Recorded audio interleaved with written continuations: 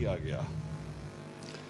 एक वो जमात जिसकी कोई तारीख ही नहीं आज तक कभी इन्होंने तोड़ फोड़ की हो या कोई इंतशार की, पॉलिटिक्स की हो, फैमिलीज निकली हुई थी।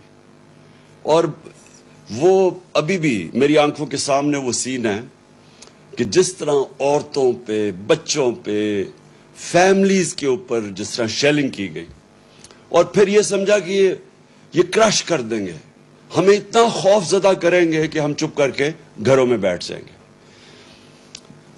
तो मैं आज अपनी कौम का इसलिए आपका शुक्रिया अदा करता हूं और अल्लाह का शुक्र अदा करता हूं कि उसका खास करम है हमारे पे कि इन 3.5 सालों में बजाय इसके कि कौम इतनी खौफजदा हो के घरों में बैठ जाए और ये जुल्म को कबूल कर जाए,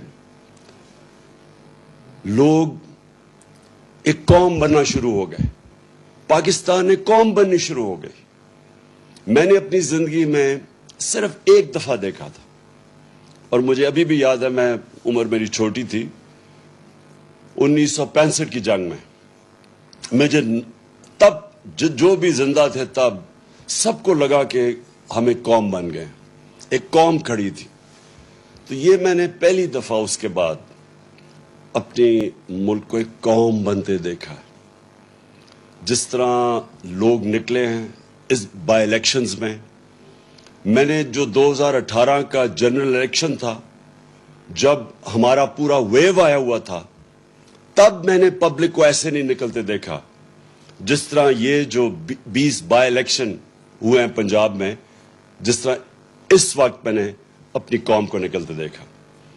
और हर चीज के बावजूद मैं इसलिए भी आपको आज मुबारक देता हूं, अल्लाह का शुक्र अदा करता हूं, अपनी कौम का शुक्रिया अदा करता हूं कि हर हरबा इस्तेमाल किया गया हमें हराने का।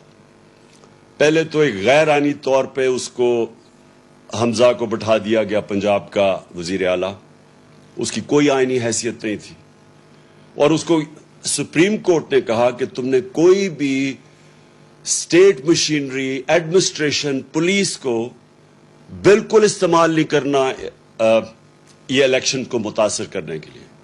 इसने हर चीज इस्तेमाल की, इसने एडमिनिस्ट्रेशन इस्तेमाल की, हमारे ऊपर पूरा यानी कोई कसर नहीं छोड़ी कि इन्होंने इलेक्शन को मुतासर करने के लिए। और जो सबसे शर्मनाक रोल था वो पाकिस्तान की इलेक्शन कमीशन का था।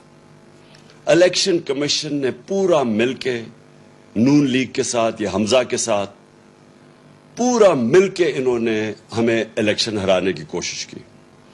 तो ये एक मुआवजा है कि इस सब चीज के बावजूद सिर्फ क्योंकि एक जिंदा कौम खड़ी थी, एक जिंदा कौम नजर आई, जिस तरह लोगों ने पोलिंग बूथ्स पे गए, हमारे कई जगह पोलिंग एजेंट्स नहीं थे, उसके बावजूद जिस तरह इलेक्शन लड़ा गया, मैं आप सबको सलाम पेश करता हूं।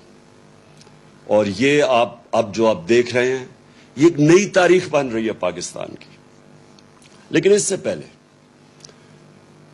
हुआ क्या इस साजिश से, मैं अपने जलसों में भी कह बैठा हूं, लेकिन मैं आपको बार बार ये चीज दोहराना चाहता हूं कि हमारे मुल्क से हुआ क्या कि एक मुल्क जो तरक्की कर रहा था, जो सारे पाकिस्तान के जो माइशत के जो इंडिकेटर्स होते हैं, यानी जो इकोनॉमिक इंडिकेटर्स होते हैं, वो सारे सही रास्ते पे जा रहे थे। पाकिस्तान की इकोनॉमिक सर्वे जो इस हुकूमत की सर्वे जो निकलती है, इन्होंने जो जून में इकोनॉमिक सर्वे निकाली, उसके मुताबिक पाकिस्तान 6% अपनी उसकी जो माइशत थी ग्रो कर रही थी, यानी हमारी दौलत के अंदर 6% इजाफा हो रहा था, और इससे पिछले साल 5.6% पे इजाफा हुआ। ये 2 साल जो थे, 17 साल के बाद पाकिस्तान ने 2 सालों में इस तरह की तरक्की की, 17 सालों के बाद। और वो कब पहले था? जनरल मुशर्रफ के दौर में। तब क्यों तरक्की हुई? क्योंकि हम अमेरिका की जंग लड़ रहे थे, और जब हम अमेरिका की जंग लड़ रहे थे तो डॉलर्स आ रहे थे बाहर से, वो हम अपनी वजह से नहीं, बाहर से पैसा आ रहा था, जिसकी वजह से पाकिस्तान ने तरक्की की। یہ 17 سال کے بعد اس طرح کی ترقی ہوئی. ہماری زراعت 4.4% پہ اوپر آئی. 4 ہماری جو فصلیں تھی ان کی بمپر کراپ یعنی ریکارڈ پیداوار ہوئی 2 سال. جو فیوچر ہے پاکستان کا ٹیکنالوجی کا، ہم نے جو اپنی ٹیکنالوجی کی جو سیکٹر کی مدد کی، 2 سالوں کے اندر 75% ہماری آئی ٹی کی ایکسپورٹس بڑھی. اور ہم جو باقی ہمارے پلانز ابھی آگے تھے، ٹیکنالوجی زونز کو جو ابھی ڈیولپ کر رہے تھے، باہر سے انویسٹمنٹ آ رہی تھی، وہ بیچ میں رہ گئی. لیکن ٹیکنالوجی کی طرف ہم پورے اپنی، کیونکہ نوجوان آبادی ہماری یہ فیوچر ہے، اس کے اوپر بھی، اس راستے پہ بھی نکل گئے تھے. اور جو سب سے زیادہ ضروری، جو مجھے خوشی ہوئی جس چیز کی، کہ ہم نے پاکستان کے اندر پہلی دفعہ ایک اپنے ملک کو فلائی ریاست کی طرف لے کے جا رہے تھے. اور وہ کیا کہ ہم نے وہ چیز کی جو آپ اکثر دنیا کے ملک میں دیکھ لیں، ہیلتھ کارڈ، ہیلتھ انشورنس. ایک غریب گھرانے کے لیے جو سب سے تکلیف دہ چیز ہوتی ہے، جو بے بسی ہوتی ہے غریب گھرانے میں، وہ تب کہ اگر بیماری ہو گھر میں اور پیسہ نہ ہو علاج کروانے کا. اور یہ جو بھی، میں بلکہ غریب گھرانے چھوڑے، سفید پوش گھرانوں کے اندر بھی یہ ہوتا ہے کہ کئی دفعہ ہوتا کیا ہے کہ ایک ایسی بیماری آ جاتی ہے جس کی وجہ سے جو بجٹ ہے ایک خاندان کا وہ اپسیٹ ہوتا ہے، اور وہ خاندان ہی مقروض ہو کے غربت کی لکیر سے نیچے چلا جاتا ہے. تو یہ بہت بڑا قدم ہم نے اٹھایا تھا کہ اپنے لوگوں کو ہیلتھ انشورنس 10 لاکھ روپے 1 سال میں خاندان کسی بھی ہسپتال میں جا کے اپنا علاج کروا لے. تو پہلی دفعہ غریب لوگ پرائیویٹ ہاسپٹلز میں جا کے علاج کروا رہے تھے. تو فلاحی ریاست کے لیے ہیلتھ کارڈ جو سب سے ضروری. پھر ہم نے اپنے جو ہمارا احساس پروگرام تھا، جس کی پوری کوشش تھی لوگوں کو غربت سے نکالنے کی، وہ دنیا کے اندر اس کی پذیرائی ہوئی. ورلڈ بینک نے اس کو دنیا میں جب جو کرونا کے دور میں 4تھا پروگرام دیکھا جو سب سے کامیاب غربت کم کرنے والا پروگرام تھا، پاورٹی ایلیویشن کا پروگرام، 4تھے نمبر پہ ورلڈ بینک نے. اسٹینفورڈ یونیورسٹی کی ابھی رپورٹ آئی ہے کہ پاکستان کا جو احساس پروگرام تھا وہ پاکستان کو ایک فلاحی ریاست کی طرف لے کے جا رہا تھا. کامیاب پاکستان پروگرام. ہم نے 20 لاکھ خاندان کو نیچے قرضے دینے شروع کیے سود کے بغیر، گھر بنانے کے لیے، اپنی کوئی کاروبار شروع کرنے کے لیے، اور پھر کسانوں کو ہم نے دیا قرضے اپنی زمین کو بہتر کرنے کے لیے سود کے بغیر. یہ ساری چیزیں لے کے جا رہی تھی پاکستان کو فلاحی ریاست بنانے میں. اور یہ یاد رکھیں کہ اس دور میں کرونا ہوا پاکستان میں.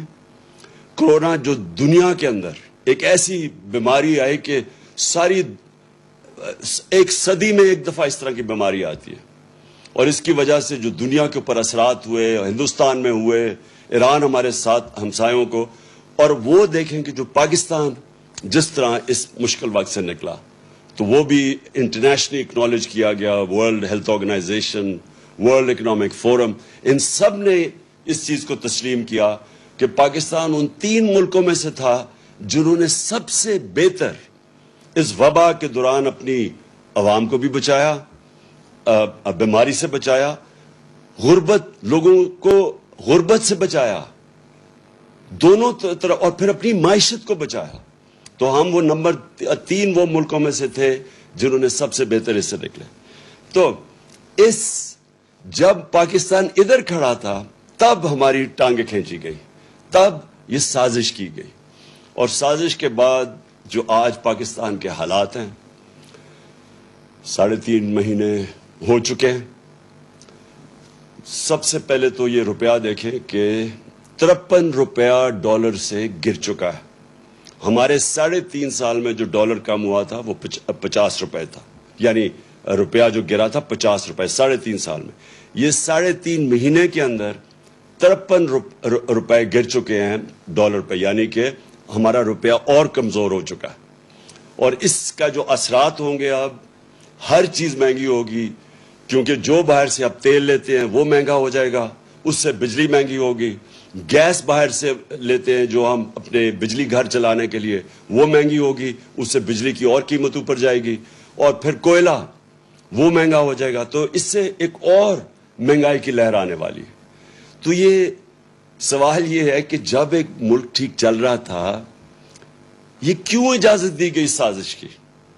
اور میں یہاں اپنے وہ ان طاقتوں سے پوچھنا چاہتا ہوں جو روک سکتی تھی اس کو، اور میں نے ان کو یہ آگاہ کیا کہ اگر اس وقت یہ سازش کامیاب ہوئی تو جو سیاسی بحران ہوگا، اس کی وجہ سے جو معاشی بحران آئے گا، یہ حکومت نہیں اس کا سامنا کر سکے گی، کیونکہ انہوں نے تو جب بھی یہ حکومت میں آئے ہیں، انہوں نے تو کبھی بھی معیشت ٹھیک نہیں کی۔ یہ یاد رکھیں، ڈاکٹر عشرت حسین کی کتاب ہے کہ 90 کی دہائی سے پہلے پاکستان ہندوستان سے بھی آگے تھا اور بنگلہ دیش سے بھی آگے تھا۔ جب سے یہ دو خاندان آئے ہیں، ہم ان دونوں سے، ہندوستان سے بھی پیچھے رہ گئے، بنگلہ دیش سے بھی پیچھے رہ گئے۔ تو انہوں نے تو ملک ٹھیک نہیں کر سکنا تھا، کیونکہ ان کی وجہ سے تو ملک نیچے گیا ہے۔ اس لیے میں نے پوری کوشش کی بتانے کی بھی کہ ان سے نہیں سنبھالا جائے گا، اور آج آپ ساری قوم کے سامنے ہیں جو پاکستان کے حالات ہیں، اور ان سے نہیں سنبھالے جائیں گے۔ جدھر آج ہم کھڑے ہیں، ہم سب کو یہ خوف ہے کہ یہ اب مزید اور بگڑیں گے، اور ہم سب کو یہ خوف ہے کہ جب ہم کہتے ہیں سری لنکا کیا ہوا؟ سری لنکا میں آخر میں وہ بحران ادھر تک پہنچ گیا کہ ان کے پاس پیسے نہیں تھے تیل دینے کے لیے، اور جب وہ نہیں تھے تو وہ سارا جو ملک آپ کے سامنے ہے وہی رک گیا، اور اس کی وجہ سے پبلک سڑکوں پہ آ گئی۔ تو اس لیے بہت ضروری ہے کہ ابھی سے، میں اب آگے کا آپ کو بتا رہا ہوں کہ اب کیا کرنا کیا ہے۔ میرے خیال میں سب سے ضروری پہلی چیز کرنی ہے، اور میں اب سے نہیں کہہ رہا، جب یہ میری حکومت گرا بھی رہے تھے تو آپ کو پتا ہے کہ میں نے تب خود ہی اپنی حکومت گرا کے میں نے الیکشن اناؤنس کر دیے تھے۔ مجھے تب بھی پتا تھا کہ ایک ہی طریقہ ہے کہ بجائے باہر سے کوئی سازش کر کے ہماری حکومت گرائے، ہمارے لوگ فیصلہ کریں کہ کس نے پاکستان کی قیادت کرنی ہے، کیوں کوئی بیرونی سازش کے تحت کوئی آ کے ہمارے اوپر بیٹھ جائے۔ تو لہٰذا میں نے تب بھی خود ہی فیصلہ کر کے اپنی گورنمنٹ گرا دی تھی اور الیکشنز اناؤنس کر دیے تھے۔ آج بھی میں یہ کہہ رہا ہوں، اور میں کہنا چاہتا ہوں کہ تب اگر الیکشن کروا دیے جاتے تو آج پاکستان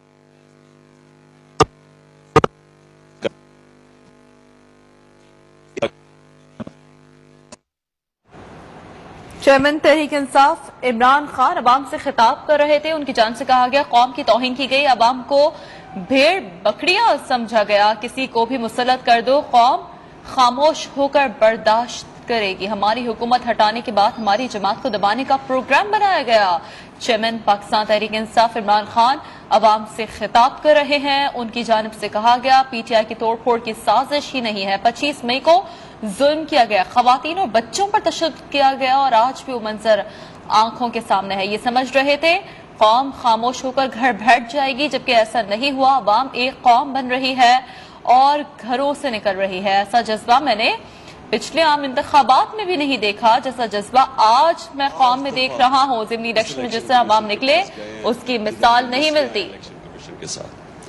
8 دفعہ اس نے ہماری جو درخواست تھی وہ مسترد کی، 8 دفعہ ہم گئے عدالت کے اندر، 8 دفعہ عدالت نے فیصلہ دیا اس کے خلاف، الیکشن کمیشن کے خلاف۔ مطلب یہ ہے کہ الیکشن کمیشن نے ہمارے خلاف غلط فیصلہ کیا تھا، انہوں نے باعث تھا، جانبدار تھے، انہوں نے جو فیصلہ کیا تھا وہ ایمانداری سے نہیں کیا تھا، اس لیے ہمیں کوئی اس کے اوپر اعتماد نہیں۔ اور مجھے جو سب سے زیادہ یہ الیکشن کمیشن کے اوپر اعتراض ہے کہ جب ہم نے کوشش کی پوری کہ الیکٹرانک ووٹنگ مشین لائی جائیں تو اس نے پوری اس کی مخالفت کی۔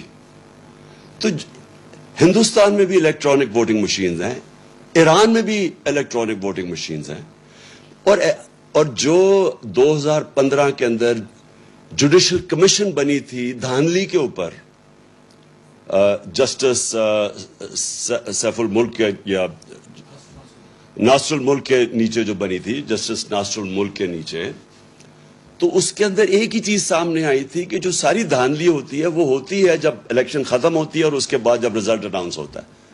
تو جب آپ کے پاس الیکٹرانک ووٹنگ مشین آ جائے تو جیسے الیکشن ختم ہوتا ہے رزلٹ آ جاتا ہے، تو وہ ساری دھاندلی ختم ہو جاتی ہے. اور یہی وہ جو این جی او وہ جو کام کرتا ہے الیکشنز کے اوپر، پٹن، اس کی رپورٹ کے مطابق 163 طریقے ہیں دھاندلی کے، ان میں سے 130 ختم ہو جاتے ہیں الیکٹرانک ووٹنگ مشین سے.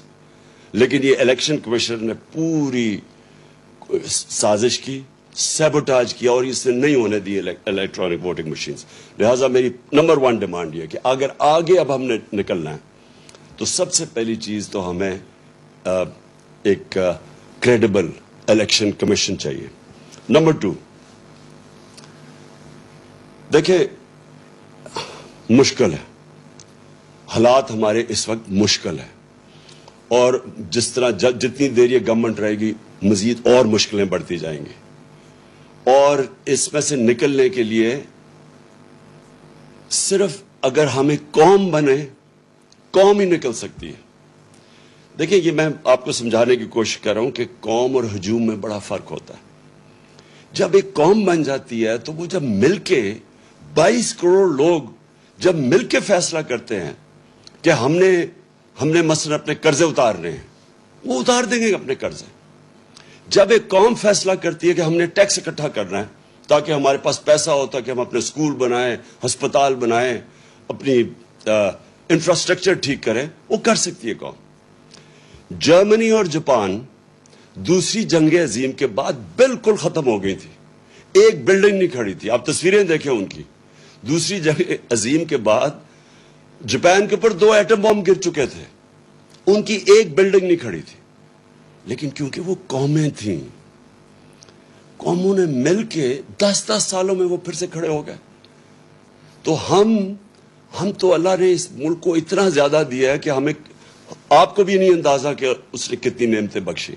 لیکن وہ ہم تب تک، جب تک ہم قوم نہیں بنتے، ایک قوم بن کے ہم اس کا مقابلہ نہیں کرتے، ہم ان نعمتوں کا نہیں فائدہ اٹھا سکیں گے. ہم جب، مجھے بڑی اچھی طرح یاد ہے جب زلزلہ آیا پاکستان میں 2005 اور 2010 میں جب سیلاب آیا، کیونکہ میں کام کر رہا تھا، ریلیف ورک کر رہا تھا، میں لوگوں کے بیچ میں تھا. تو جو اگر دیکھنا تھا، اگر اس کی آپ کو کسی نے سٹوریز لکھی ہوں، تو جب قوم نے مل کے ان دونوں بحران، زلزلے کا اور سیلاب کا، ہمیں کوئی، سیلاب میں تو ہمیں امداد بھی کسی نے نہیں دی. انہوں نے کہا آصف زرداری اوپر بیٹھا ہوا ہے، یہ ہم کوئی پیسے نہیں سے دیں گے کیونکہ یہ اس کے پیسے سیدھے ملک سے باہر چلے جائیں گے. پیسے بھی نہیں ملے. لیکن ہر پاکستانی نے شرکت کی. بیرون ملک پاکستانی مجھے انوائٹ کر کے پیسے دیتے تھے کہ آپ یہ سیلاب زدہ لوگوں کی مدد کریں، اور ہم اس سے نکل گئے کیونکہ قوم سب کچھ کر سکتی ہے. تو ابھی بھی جو اب سامنے ہمارے راستہ ہے، اس میں باحیثیت ہم قوم مقابلہ کر سکتے ہیں. اور جو سب سے پہلے میرا جو پلان بنا ہوا ہے کہ اگر ہمیں حکومت ملتی ہے تو ہم کیا کریں گے، میں سب سے پہلے اپنے بیرون ملک پاکستانیوں کو موبلائز کروں گا. دیکھیں میرے پاکستانیوں، ایک چیز سمجھیں، ہمیں اندازہ ہی نہیں ہے کہ ہمارا کتنا بڑا اثاثہ ہے بیرون ملک پاکستانی. ہم نے آتے ساتھ ہی ان کی تھوڑی سی مدد کی کہ یہ جو پیسے بھیجتے ہیں، ریمیٹنسز بھیجتے ہیں، جو ہمارے لوگ باہر کام کرتے ہیں، ہم نے کوشش کی کہ بینک کے تھرو بھیجیں. پاکستان کی تاریخ میں سب سے زیادہ 31 ارب ڈالر کی ریمیٹنسز آئی. ابھی ہم نے شروع ہی ہوئے تھے، ابھی ہم اور بھی ان کی مدد کر رہے تھے. ہم نے روشن ڈیجیٹل اکاؤنٹ کھولا تھا. ہم نے ابھی ان کے لیے پوری ایک پلان بنایا ہوا تھا کہ کیسے ہم نے ہاؤسنگ کے اندر ان کی انویسٹمنٹ لے کے آنی ہے. جو سب سے بڑا میرا پلان تھا، اور مجھے سب سے افسوس ہے کہ پہلا پلان سیبوٹاج کیا یہ آصف زرداری کی سندھ حکومت نے. ہم نے ایک بنڈل آئلینڈ ہے، اس کے اوپر ایک نیا شہر بنا رہے تھے، ماڈرن سٹی، اور بڑے بڑے انویسٹرز آ گئے جنہوں نے اربوں ڈالر اس میں انویسٹ کرنا تھا. تو اس سے ہونا کیا تھا کہ اس سے ایک تو کراچی جو پھیلتا جا رہا ہے اور جو مشکل پانی بھی نہیں دے سکتے, سیوریج بھی نہیں دے سکتے, یعنی کراچی کا حالات جو کھنڈر بنتا جا رہا ہے, جب ایک پورا ایک ماڈرن سٹی جس طرح دبئی ہے, کیا وجہ کہ ہم دبئی جیسا ایک جزیرے کے اوپر شہر نہیں بنا سکتے؟ تو وہ پورے انویسٹرز بھی آ گئے. سندھ حکومت نے سیبوٹاج کیا, انہوں نے کہا کہ نہیں, ہم این او سی دے کے واپس لے لیا, اس پہ ڈالرز آنے تھے. دوسرا جو راوی سٹی ہے, راوی سٹی لاہور کو بچانے کے لیے پرانا پلان ہے 15-20 سال کا, اس کے لیے بھی لوگ آ گئے, انویسٹرز تیار, ابھی بھی انویسٹرز ہے, پتہ نہیں ابھی وہ, کیونکہ جب سے ہماری حکومت گئی ہے مجھے نہیں پتا, وہ بھی آ گئے. ایک عدالت نے 1 سال سٹے آرڈر دے دیا, آگے بڑھ نہیں رہتے ہمیں, تو رکاوٹیں تھی. لیکن اگر دونوں جگہ پیسہ آ جاتا تو آج یہ جو ہمارا روپیہ گر رہا ہے, یہ روپیہ نہ گرتا, کیونکہ ہمارے پاس ڈالرز آ جانے تھے باہر سے. تو کہنے کا مقصد یہ کہ اس طرح کے اور ہمارے پلانز ہیں. جو بیرون ملک پاکستانی ہیں, وہ سب سے پہلے, اگر ہم ان کے لیے جو پیکج میں تیار کر رہا ہوں, ہم جب ان سے جب پیسہ آئے گا, تو جب تک ہماری ایکسپورٹس اوپر جاتی ہے, کیونکہ اس وقت ہماری امپورٹس زیادہ ہے, ایکسپورٹس کم ہے, جب, اور ہماری ریکارڈ ہمارے دور میں سب سے زیادہ ایکسپورٹس ہوئے تھے, تو جب تک ہماری ایکسپورٹس امپورٹس کے ساتھ نہیں ملتی, تب تک ہم بیرون ملک پاکستانیوں سے ڈالرز منگوا کے تو یہ پورا کریں گے, جو گیپ پورا کریں گے, تاکہ ہمارے روپے پہ پریشر نہ پڑے جو روپیہ گرتا جا رہا ہے. تو پہلی چیز تو میری یہ ہے کہ ہم نے اپنے بیرون ملک پاکستانیوں کو پوری طرح اس ملک کی, جو ہم اس بحران سے نکالیں گے, پوری طرح ان کی ہم مدد لیں گے, اور ان کا جو اربوں ڈالر ان کے باہر پڑے ہیں, یہ محنت کش لوگ ہیں, ان کا انشاءاللہ پیسہ لے کے آئیں گے. یہ کبھی بھی پیسہ, جو ابھی حکومت میں بیٹھے ہیں, کبھی ان کو پیسہ نہیں دیں گے. کیوں نہیں وہ پیسہ دیں گے؟ ابھی ریمیٹنسز نیچے چلی گئی ہیں, کیوں نہیں دیں گے؟ کیونکہ ان کو کہتے ہیں پیسہ پاکستان لے کے آؤ, اور یہاں سے یہ اپنا پیسہ باہر نکال دیتے ہیں. یعنی یہ کس طرح کی لیڈرشپ ہے کہ خود اپنے کے اربوں ڈالر باہر پڑے ہوئے ہیں, اور دوسروں کو کہتے ہیں کہ پاکستان میں آ کے پیسہ انویسٹ کرو.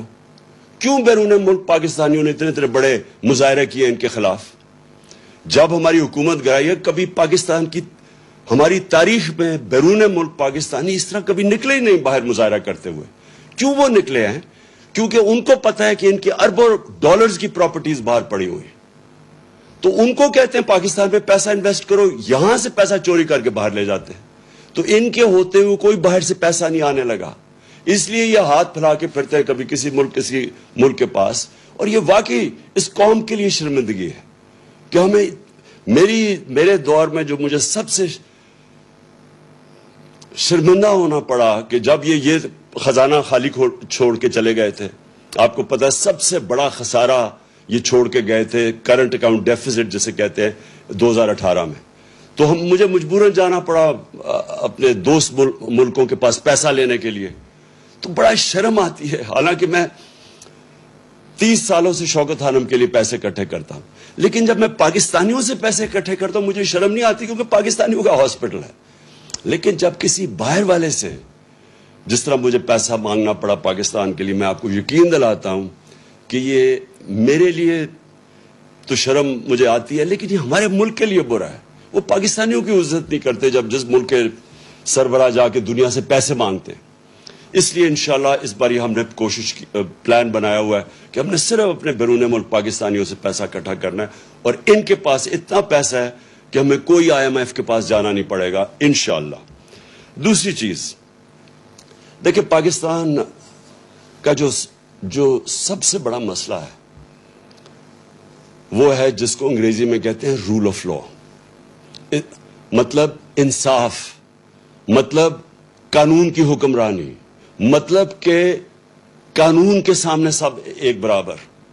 اصل میں جو ہمارے نبی صلی اللہ علیہ وسلم کی جو ایک حدیث ہے وہ سب کچھ کہہ جاتی ہے کہ تمہارے سے پہلے بڑی قومیں تباہ ہوئی, جو طاقتور ڈاکو چوری کرتا تھا اس کو نہیں پکڑتی تھی اور کمزور کو جیل میں ڈال دیتی تھی, اور یا میری بیٹی بھی اگر چوری کرے گی تو اس کو سزا ملے گی. یعنی کوئی قانون سے اوپر نہیں ہے.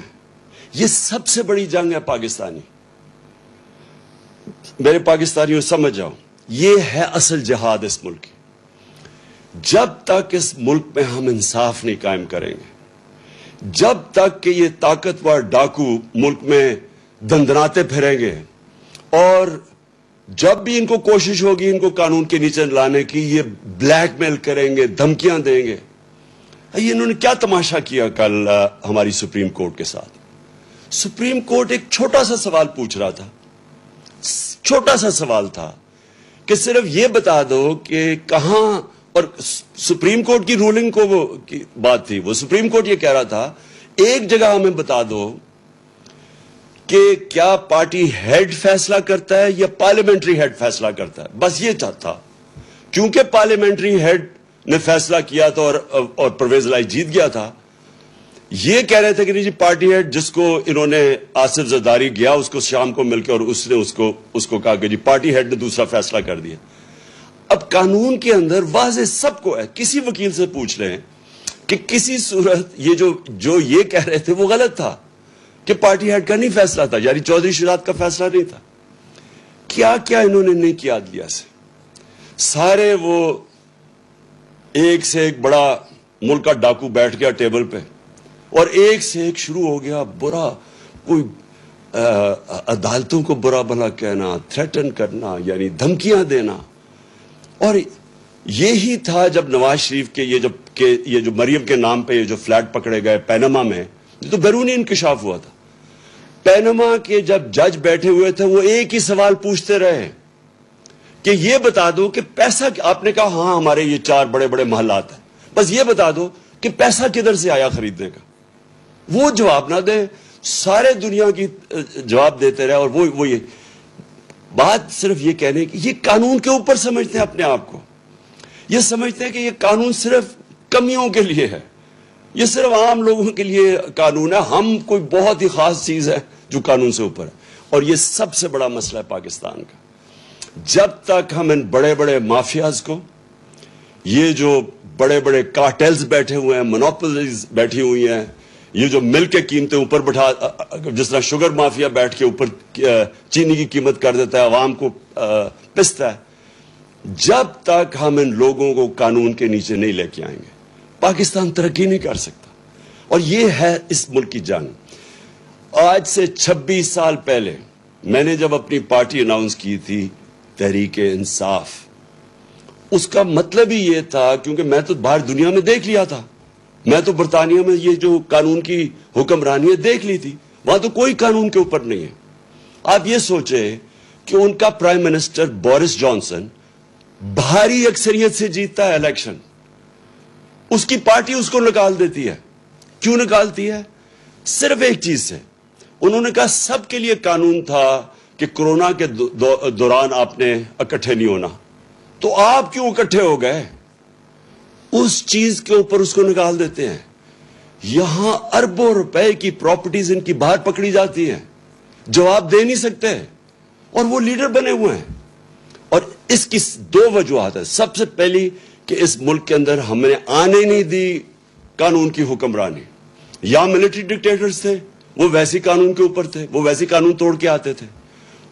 پچھلے 62 سال میں آدھا وقت ملٹری ڈکٹیٹرز رہے ہیں اور آدھا وقت یہ 2 خاندان رہے ہیں. اور یہ 2 خاندان جب بھی ان کو کوشش کرتے ہیں، ان کے کرپشن کیسز، یہ سارا وقت یا تو ملک سے باہر بھاگ جاتے ہیں، اور یا پھر یہ سارا وقت یہ کہتے ہیں کہ جی آپ کی جرت کیسے پڑی کہ ہمیں قانون کے نیچے لانے کے لیے. اور جب تک یہ نہیں ہوگا میرے پاکستانیوں، جب تک ہم اپنے ملک میں انصاف قائم نہیں کر سکیں گے، جس ملک میں صرف غریب لوگ جیلوں میں جائیں اور طاقتور ڈاکو ایوانوں میں پھرے، پرائم منسٹر بن جائے، اتنے بڑے کیسز ہوں، جب تک ہم یہ نہیں کر سکیں گے، یہ ہے اصل جہاد اس ملک کی. تو میری کوئی کسی سے دشمنی نہیں ہے. مجھے یہ بڑا عجیب لگتا ہے کہ کہتے ہیں جی، مجھے کئی صحافی بھی کہتے ہیں عمران صاحب آپ ان سے کیوں نہیں بات چیت کرتے، آپ بات ہی نہیں کرتے. بات چیت سب سے کرتا ہے پولیٹیشین. طالبان ہیں، جو ٹی ٹی پی ہے، ان سے بھی بات کرنے کے لیے ہم تیار ہیں. ہم وہ جو بلوچستان کے اندر جو سیپریٹسٹ ہیں ان سے بھی بات کر سکتے ہیں. سندھ میں جو کہتے ہیں سندھو دیش ان سے بھی سب سے بات کر سکتے ہیں. لیکن جس دن آپ چوروں کے ساتھ ڈیل کرتے ہیں آپ کا معاشرہ تباہ ہو جاتا ہے. میں آپ سے پوچھتا ہوں کیا اگر آپ کے گھر کو ڈاکہ مار لے اور آپ کہیں جی آپ اس سے بات کریں, آپ کیوں نہیں بیٹھ کے بات چیت کر دیتے؟ تو وہ تو سارے ڈاکے مارنے شروع ہو جائیں گے. آپ اگر جب تک سزائیں نہیں دیں گے ڈاکے مارنے والوں کو تو معاشرہ تو چلتا ہی نہیں آگے. سو یہ ذہنوں میں ڈال لیں کہ بات چیت میری کوئی ذاتی دشمنی نہیں ہے, لیکن اگر ہم نے ملک کو بچانا ہے, اور کوئی ملک آج مجھے بتا دیں, سوئٹزرلینڈ, جو ملک خوشحال ہے, سارے خوشحال ملکوں کے اندر ایک چیز ہے, کوئی قانون سے اوپر کوئی انسان نہیں ہے. اور یہ ہمارے, پھر سے میں اپنی قوم کو بار بار بتاتا ہوں کہ میرے پیارے نبی صلی اللہ علیہ وسلم نے 1500 سال پہلے تقریباً یہ کہہ دیا تھا کہ اگر تم نے تباہ ہونا ہے تو طاقتور ڈاکوں کو چھوڑ دو اور کمزور کو پکڑو. اور یہ ہمارا اس وقت سب سے بڑا چیلنج ہے. اس کے بعد جو اللہ کا حکم ہے امر بالمعروف. دیکھیں میں نے اپنا ٹائم کتنے 20-25 سال گزارے ہیں برطانیہ کے اندر. اتنا بڑا فرق ہے ان کے اور ہمارے معاشرے میں. دیکھیں ایک معاشرہ اچھائی کے ساتھ جب تک نہیں کھڑا ہوتا تو برائی اوپر آ جاتی ہے. اللہ کا حکم ہے کہ امر بالمعروف, اچھائی کے ساتھ کھڑے ہو اور برائی کے خلاف کھڑے ہو, برائی کے خلاف جہاد کرو. یہ جس کو کہتے ہیں جب تک آپ اپنی اخلاقیت کا معیار اوپر نہیں اٹھاتے معاشرہ اوپر نہیں جاتا. جب ہم اچھے برے کی تمیز ہی ختم کر دیتے ہیں, جن کے اوپر اربوں روپے کے کیسز ہیں کرپشن کے, ان کے اوپر پھول پھینکتے ہیں, جو ملک سے ایک سزائے یافتہ ملک سے جھوٹ بول کے فرار ہوا ہے اور اسے کہتے ہیں جی کہ اس کے کیسز ہی معاف کر دو. یعنی جب ہم یہ کرتے ہیں, یا یہ جو چور اوپر آ کے بیٹھ گئے ہیں جن کو سزا ہونی تھی, ہم اپنے معاشرے کو تباہ کر لیتے ہیں. جب بھی آپ کوئی ایڈوانس معاشرہ دیکھیں گے اس میں آپ یہ دیکھیں گے امر بالمعروف. اور پھر جو آخری دو چیزیں یہ ہے کہ پاکستان کو ایک فلاحی ریاست بننا ہے. فلاحی ریاست کیوں بننا ہے؟ کیونکہ دیکھیں چائنا نے یہ ثابت کیا کہ اگر وہ سپر پاور بنا دنیا میں پچھلے 35 سال میں, تو اس نے انسانی تاریخ میں وہ کام کیا جو کسی نے نہیں کیا, کہ انہوں نے 70 کروڑ لوگوں کو غربت سے اٹھا کے اوپر لے آئے. ہندوستان 35 سال پہلے وہی حالات تھے جو چائنا میں تھے 35 سال پہلے. ہندوستان کے پاس بھی 1 ارب سے زیادہ آبادی ہے, تو ہندوستان بھی اوپر جا سکتا تھا. لیکن ہندوستان میں انہوں نے غربت اوپر کرنے کی کوشش نہیں کی, لوگوں کو غربت نکالنے کی کوشش نہیں کی. چائنا میں انہوں نے پلان کر کے اپنے لوگوں کو غربت سے نکالا. یہی مدینہ کی ریاست میں میرے نبی صلی اللہ علیہ وسلم نے یہی کیا تھا جب پہلی دفعہ ایک فلاحی ریاست بنائی تھی. پاکستان میں جب تک ہم اپنے لوگوں کو غربت سے نہیں اوپر اٹھاتے ہم آگے نہیں بڑھ سکتے. تو اس لیے ہم نے یہ سارا احساس کا پروگرام اور یہ جو ہم نے شروع کیے تھے, اور یہ جو ہیلتھ کارڈ ہے, اور انشاءاللہ اب ہماری جب پنجاب میں واپس گورنمنٹ آئی ہے تو سب سے پہلی چیز ہم نے کرنی ہے ہیلتھ کارڈ جو انہوں نے بند کر دیا تھا وہ شروع کرنا ہے. اور پھر احساس پروگرام میں نے کل ثانیوں کو کہا, پہنچے لاہور میں, ہم نے اپنے احساس پروگرام سارے شروع کرنے ہیں. کیونکہ آج کل اور پھر ہم نے احساس راشن لے کے آنا ہے, کیونکہ اس وقت مہنگائی کے وقت پہ میری پوری کوشش ہے کہ جو لوگوں کی اس وقت تنخواہیں پوری نہیں ہو رہی گھر سے, یعنی جتنی مہنگائی بڑھی ہے, تو ہم ان کے لیے اب راشن لے کے آئیں گے, احساس راشن, تاکہ وہ اپنی یعنی کھانے پینے کی چیزیں, گھی, آٹا اور چینی, ان کے لیے تاکہ وہ سستی اپنا راشن کارڈ ان کو ملے گا تاکہ وہ سستی خرید سکے. اور آخر میں اب میں آخری بات کرتا ہوں. دیکھیں پاکستان بنا تھا, میں بار بار اپنے جلسوں میں کہا ایک نعرے پہ کہ پاکستان کا مطلب کیا, لا الہ الا اللہ, اور میرا تیرا رشتہ کیا, لا الہ الا اللہ.